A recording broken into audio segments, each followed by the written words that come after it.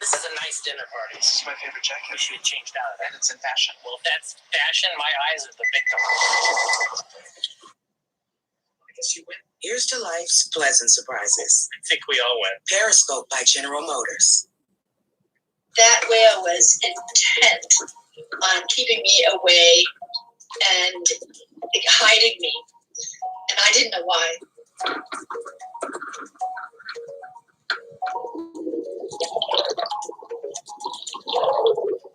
He came right for me. He didn't stop. He kept pushing me, and I was like, whoa, you know.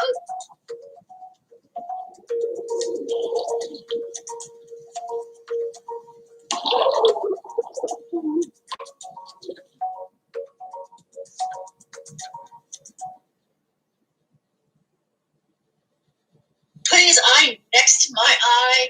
So I was like, what is going on here? He didn't want to hurt me. He had me on his head and he rolled over and I was on his chin and then I was down his pectoral fin and he wouldn't leave me alone. He wouldn't stop. I was really scared.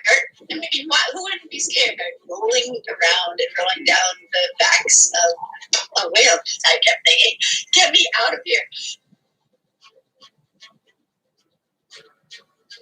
Then he lifts me up on his pec fin, literally out of water, and I'm yelling to everybody on my boat, somebody come help me.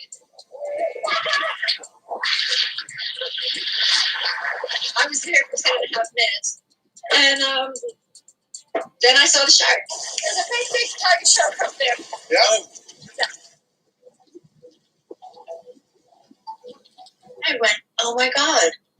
He was protecting me. The whale got me to the boat. He's making sure that I'm okay. The whale. Pretty bad. I got to the back of the boat and I was laughing. I was just laughing. But it was sort of a nervous laugh, like I lived through this. Why did this happen to me? This is crazy, and I've been doing this for 28 years.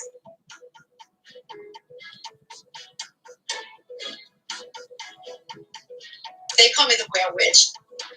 I've had a lot of close encounters and great encounters. I've had them, come up and go, have their pectoral fin come up over my head.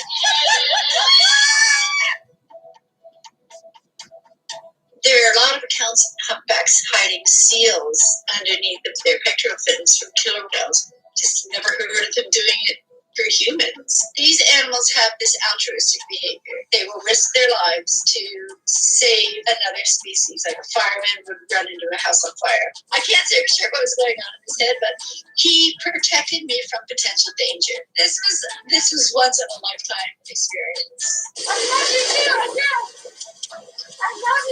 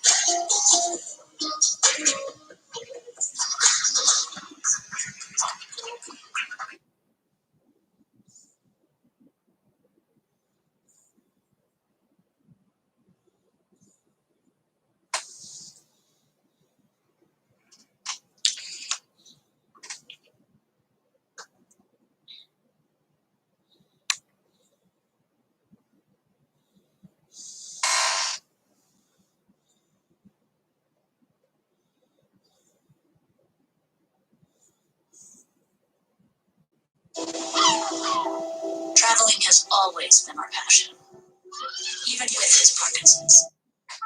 It's the kind of thing everyone has dreamed about. You're digging around in Grandma's attic when you stumble across an old knickknack that's actually worth a pantload of greenbacks. Sometimes, though, the fantasy becomes reality. Here are some Antiques Roadshow finds that made owners crazy rich. Collected by the owner's father in the 1930s and 40s on 2 visits to China, this collection included 4 pieces from the 18th century. The owner was hoping for a nice valuation, but even she was stunned when appraiser Jim Callahan delivered the verdict. For a total amount of between $710,000 to $1,070,000. Damn. Many people keep artwork on their walls behind their doors. It's a pretty normal thing. It might be a Reservoir Dogs poster if you're a single man, or a framed picture that says life is just a chair of bullies if you're a grandma. What most people don't hang behind their doors are million-dollar lost paintings by the great Latin American artists of the 20th century.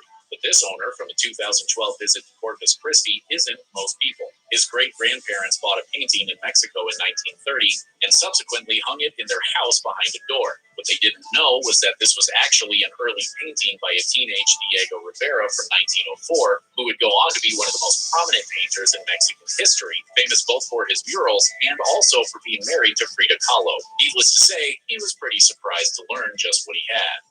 I would be putting a retail estimate on the piece of between $800,000 and $1 million.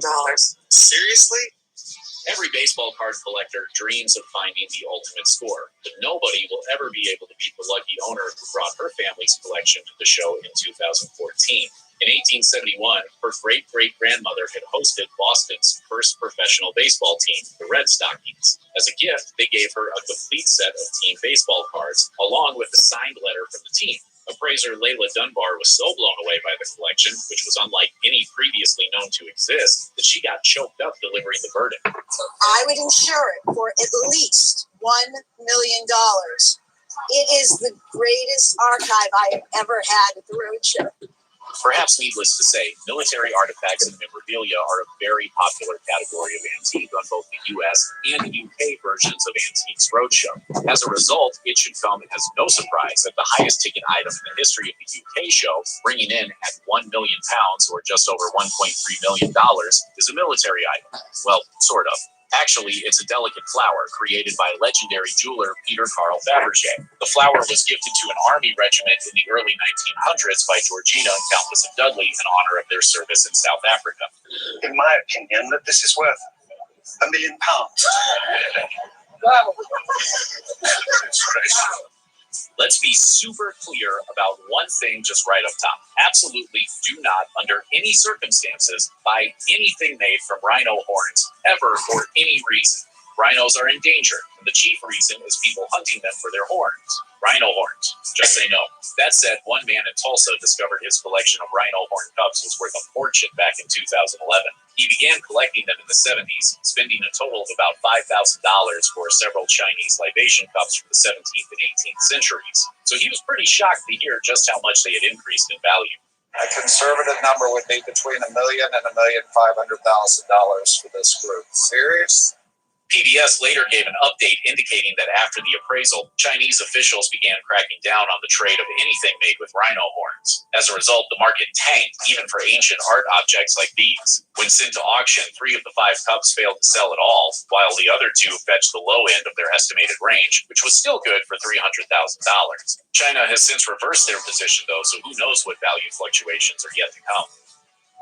Though most people these days just use their phone to tell time, there's still a big demand for well-made watches. In 2004, a man visited